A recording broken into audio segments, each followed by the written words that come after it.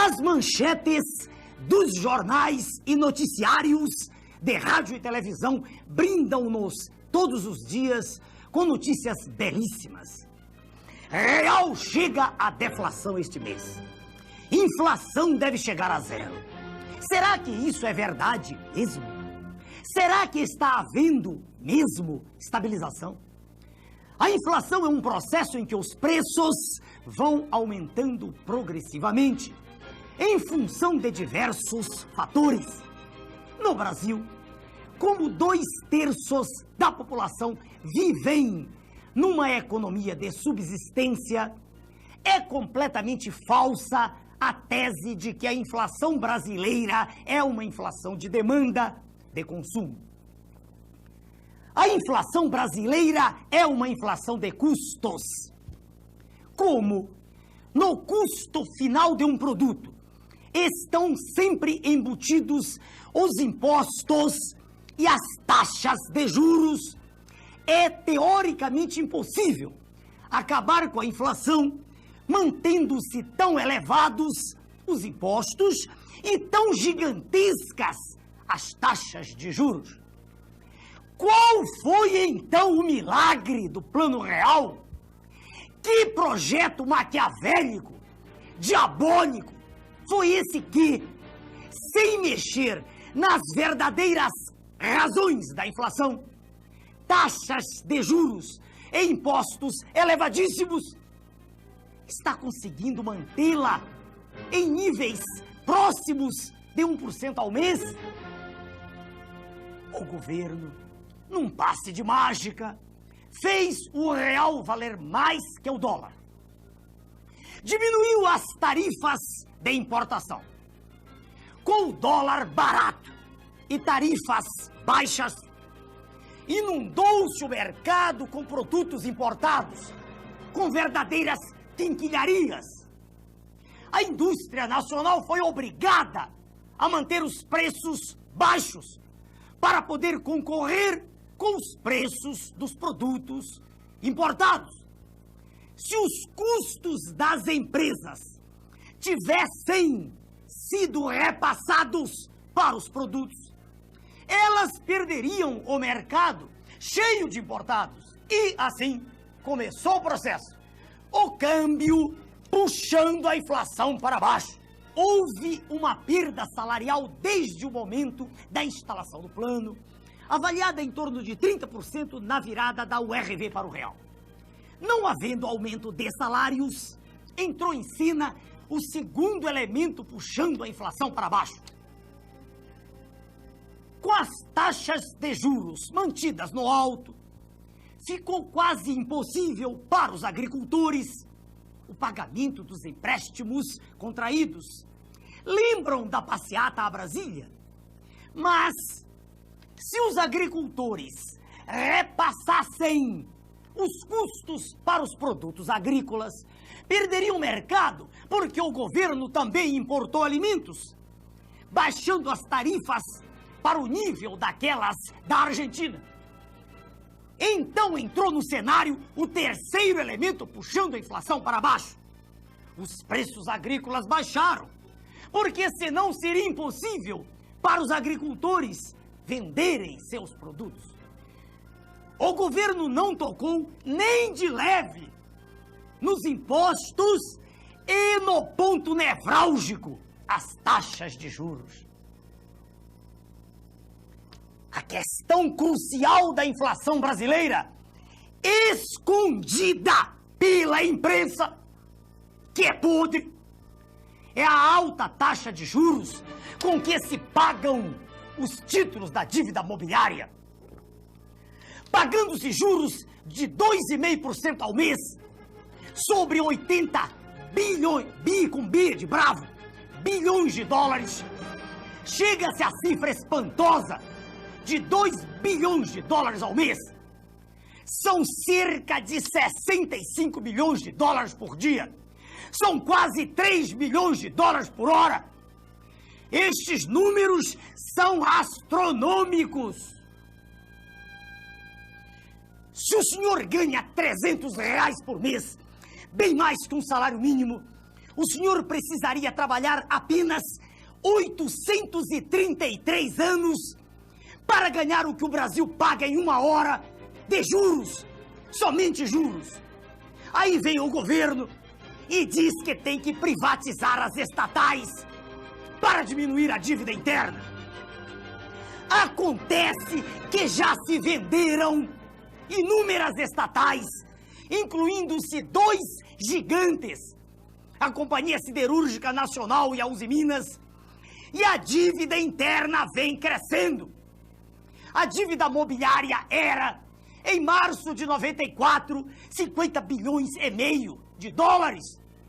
Em julho de 94, 59 bilhões e meio de dólares. Em julho de 95, com o ano do maquiavélico Plano Real, já era de 82,2 bilhões de dólares. Agora eu pergunto, do que adiantou vender as estatais? Vender Excelsior do Espírito Santo por 250 milhões de dólares, que serviram para pagar 3 a 4 dias de juros. Lembre-se, senhor telespectador, só juros. Querem vender também a Vale do Rio Doce, detentora de um patrimônio incalculável, dona do subsolo mais rico do planeta. Querem vendê-la por 7 bilhões de dólares, o que dá para pagar 3 meses de juros. Veja, senhor telespectador, somente juros. Estão vendendo, entregando, dando de mão beijada toda a riqueza que é de nossos filhos, de nossos netos, e a dívida só aumentando. O plano diabólico conseguiu também quebrar os bancos estaduais. E lá vão o Banerj, o Banespa e outros que não conseguem pagar os juros. Sempre os juros. Querem privatizar até a Previdência, dizendo que ela dá prejuízo. Mas isso também é mentira. Nos últimos 10 anos, a Previdência só deu prejuízo 2 vezes, em 1984 e 1988. É uma estrutura altamente lucrativa e por isso eles querem privatizá-la. É apenas mais um lugar para onde o povo quer estender mais um de seus tentáculos. Eles dizem que as taxas de juros têm que ser mantidas altas para atrair capitais, porque existe um déficit público. Mas não dizem que só existe déficit público por causa do pagamento das altas taxas de juros. É o cachorro correndo atrás do seu próprio rabo. Baixando-se as taxas de juros, baixando-se o serviço da dívida, não existe déficit. Mas isso a imprensa podre não diz. Até quando a agricultura vai aguentar? E a próxima safra já será menor. Até onde as diversas classes trabalhadoras vão suportar as perdas salariais? Até que nível vão fazer descer a atividade industrial? Quantos milhões a mais de pessoas estarão desempregadas? Já são cerca de 10 milhões de desempregados. Segundo o levantamento realizado em várias fontes pelo ilustre professor Marcos Coimbra, conselheiro e perito de economia da Escola Superior de Guerra e membro do nosso partido. E o senhor comerciante, até quando vai aguentar? O senhor que ganha um salário mínimo, que sempre ganhou apenas para comer, comendo mal, o senhor é capaz até de jurar que está tudo bem, porque o seu dinheiro que se volatilizava antes do plano, aparentemente agora rende na sua mão. Isso é verdade. Mas o que o senhor não sabe, porque eles não deixam o senhor saber, é que a situação atual está sendo artificialmente mantida. Mais à frente, o plano vai estourar, com certeza. Não dá para dizer em que momento isso vai ocorrer. Eles já quebraram a agricultura, criaram uma inadimplência monstruosa. Vejam os senhores a que nível absurdo chegaram os títulos protestados, as concordatas e as falências. Não por culpa dos devedores, mas pela impossibilidade absoluta de quem trabalha, de quem produz, concorrer com a agiotagem institucionalizada pelo governo e aplaudida pela imprensa, que é podre. O plano é destruidor, cínico e desumano. Destruidor porque está deteriorando toda a atividade produtiva do país. Cínico porque se apresenta como a salvação, quando na verdade está levando nossa terra para o abismo.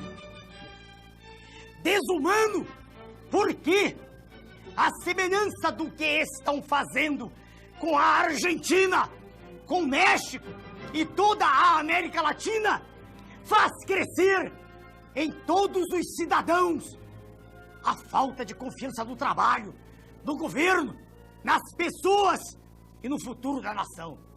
Esta é a verdade sobre o plano real.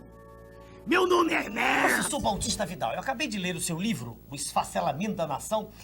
Eu não sei se eu fiquei indignado ou assustado. O que é que o levou a escrever esse livro extraordinário?